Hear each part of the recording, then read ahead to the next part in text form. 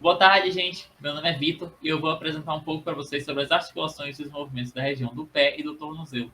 Nessa primeira imagem, é possível observar os ossos que a Adriana já apresentou para vocês e focar agora exclusivamente nas seções que esses ossos se ligam, que são as articulações.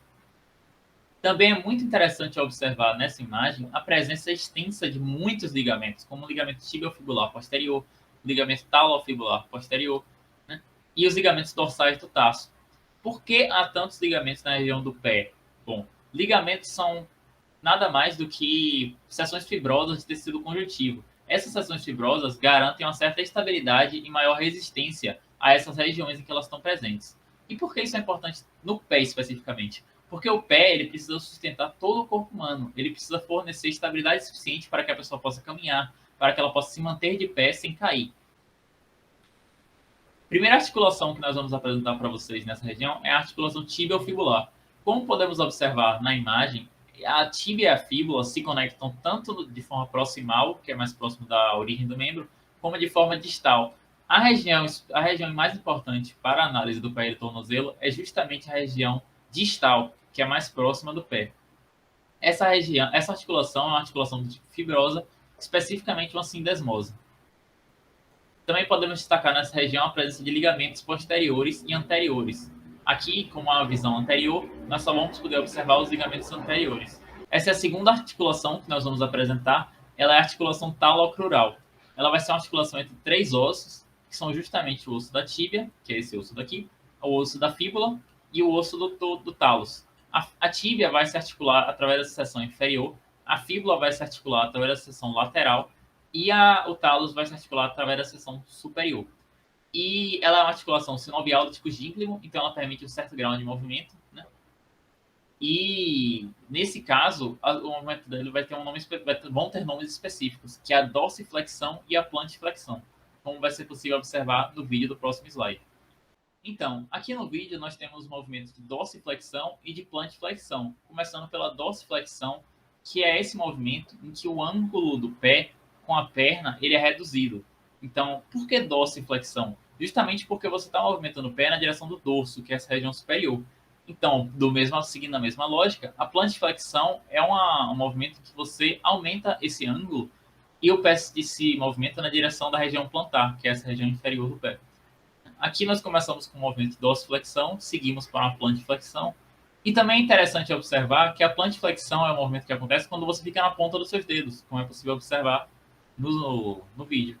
Essa é a terceira articulação que nós vamos apresentar, ela é a articulação subtalar. Ela é uma articulação sinovial do tipo plana, ou seja, o movimento que será permitido é um movimento de deslizamento, e ela ocorre entre a face interior do talos, que é esse osso daqui, como nós já vimos, e a face superior do calcâneo, que é esse osso aqui.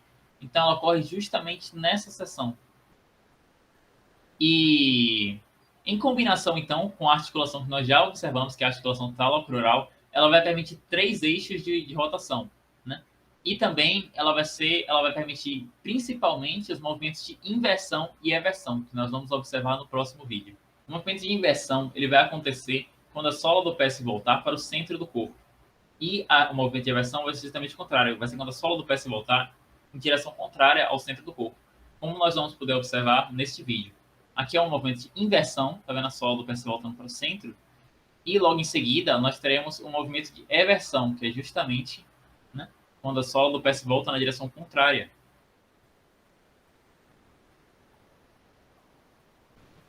Então, nós já estudamos os dois pares de movimentos e agora nós vamos estudar um movimento triplanar. O que é um movimento triplanar? Um movimento que ele vai ocorrer em três planos, né?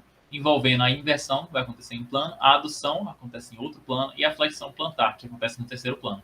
Juntos, eles vão formar a supinação e, do mesmo modo, com a junção da eversão, da abdução, da dorsiflexão, nós teremos a pronação. Nesse vídeo, nós vamos começar observando a pronação, que é justamente, tá vendo esse movimento aqui? E, por outro lado, nós teremos, então, a supinação, quando ele ficar na ponta dos pés. Aqui, tá vendo? Esse é o movimento de supinação.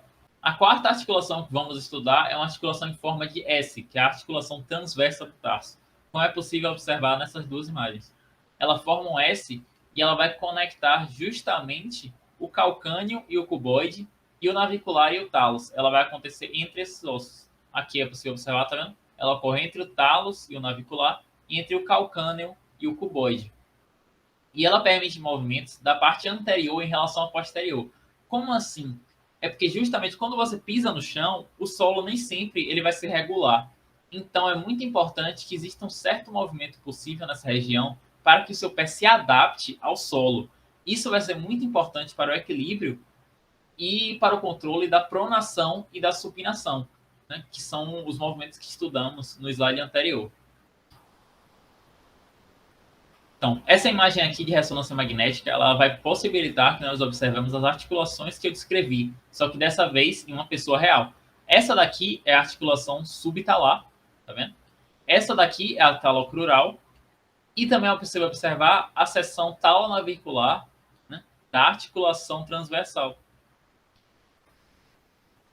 Então, gente, para concluirmos nossos estudos sobre as articulações da região do pé, nós vamos ter agora as 4 categorias de articulações, né, que são as intertarsais, que são as articulações que acontecem entre os ossos do tarso, né? E essas articulações intertarsais são muito importantes porque elas permitem que os ossos do tarso eles formem um bloco coeso, que pode se movimentar em conjunto em alguns tipos de movimentos. Seguindo em frente, nós temos quando os ossos do tarso eles encontram os ossos do metatarso. Só para relembrar, esses daqui, que eu estou apontando em vermelho, são os ossos do metatarso, esses 5. E essa articulação tarso-metatarsica vai ser o ponto de encontro do tarso com esses ossos do metatarso. Seguindo em frente, nós temos as articulações metatarso-falangianas, que elas ocorrem através dessas cápsulas articulares, essas 5 daqui. E elas ocorrem quando os ossos do metatarso eles encontram as falanges, né? E a última categoria, então, vai ser as interfalangianas. Percebam que o osso do hálux, como ele só tem 2 falanges, uma proximal e uma distal, ele só vai ter uma articulação interfalangiana, enquanto para os outros dedos vão haver 2 articulações interfalangianas, que também ocorrem através de cápsulas articulares semelhantes às das metatarsofalangianas.